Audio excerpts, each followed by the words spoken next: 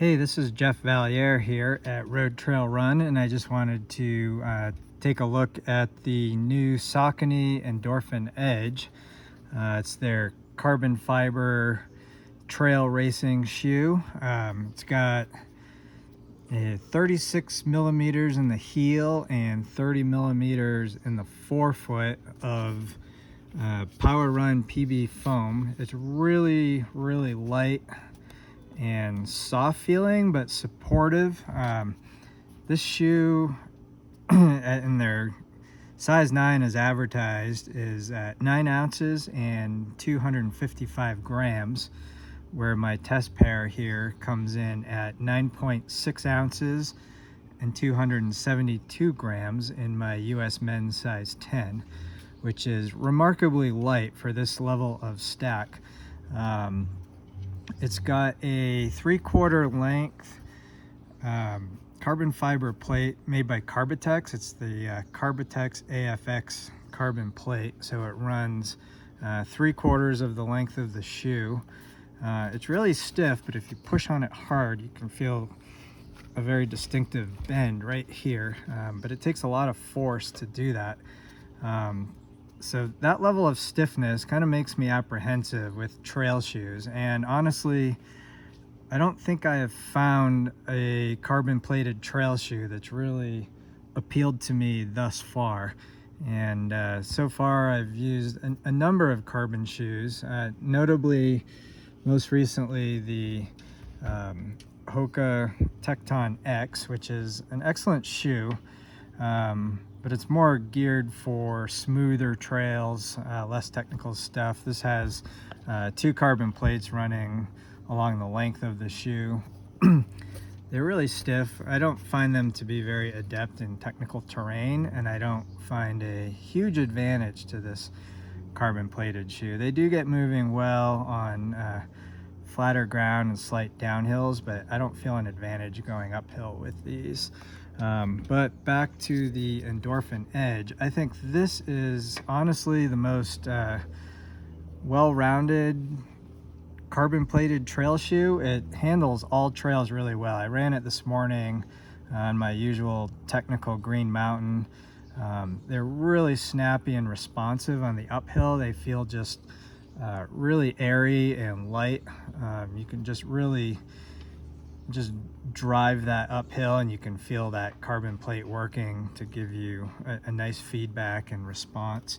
It also helps that it has speed roll technology, which kind of gives it a bit of a rockered feel.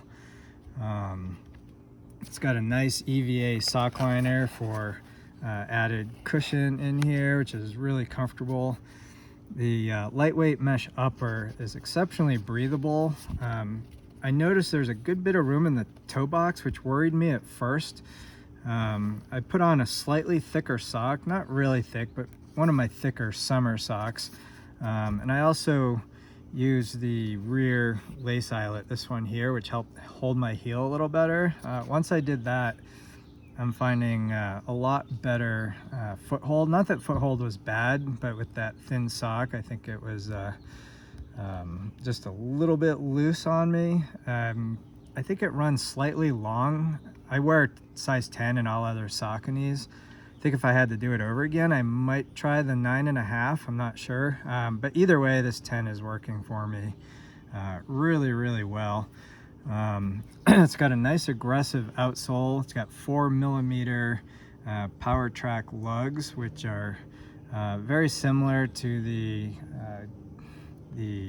Exodus Ultra that is coming out shortly, that we just recently reviewed. The Exodus Ultra to me was an amazing shoe. I like this one even better. I like that it has that carbon plate is especially responsive. I think this has a more secure fit than the Exodus Ultra, and it's lighter, and having that really thick 36/30 6 millimeter drop PWRRUN PB foam is just it's amazing underfoot. It's really well protected, and on the technical trails. I probably wouldn't pick this shoe if I were going to run technical trails all day, but today on my descent of Green Mountain, I hit some technical sections and was able to move really fast with confidence. I didn't have any trouble with the shoe feeling overly rigid or tippy. It adapted well to the terrain. The pink here took a little bit of time to grow on me. At first I was a little undecided on it, but I think it's really fast looking, and I got some compliments out there on the trail today. But if pink's not your style, it comes in blue and gray as well. These should be releasing here in August, and they're $200 retail. And just to compare to some of the other shoes that I've tested that have carbon plates, I was able to run a mile or so on the road towards the end of my run with these, and they really reminded me of this Asics Metaspeed Sky, which is the only carbon super shoe that I've tested, which is quite impressed with these. These are a lot stiffer. I can't even bend these at all, but they have just quite the response and lightweight foam. And this, the Endorphin Edge sort of reminds me of that on the road. The lugs are a little noticeable, but performance is actually quite similar. A few other carbon shoes that we've reviewed here.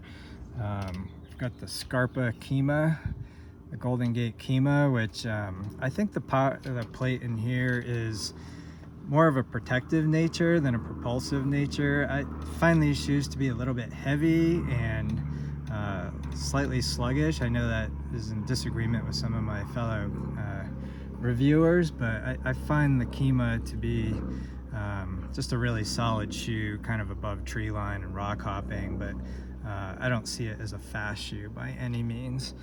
And of course you have the Speedland SL HSV that we recently reviewed. This is the most flexible carbon shoe of them all, with the removable carbon plate. This is much more flexible than any of the others, which is really good because it gives you good protection underfoot, yet really good proprioception and trail feel. So to each their own. This isn't, in my mind, a really fast shoe either.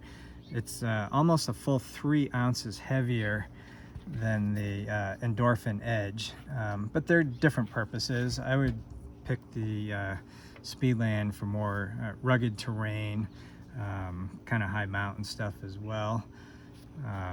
And then of course there's the first carbon super shoe, one of the first ones, the North Face Flight Vectiv, which I didn't have very good luck with this shoe. It too is a couple ounces heavier than the Endorphin Edge. The fit here was terrible for me. My foot flops around in here. It's not very secure, runs kind of big. Traction is decent, but this carbon plate just didn't do it for me. It felt really stiff and tippy and rigid, especially in technical terrain. It does okay on smoother terrain. It's kind of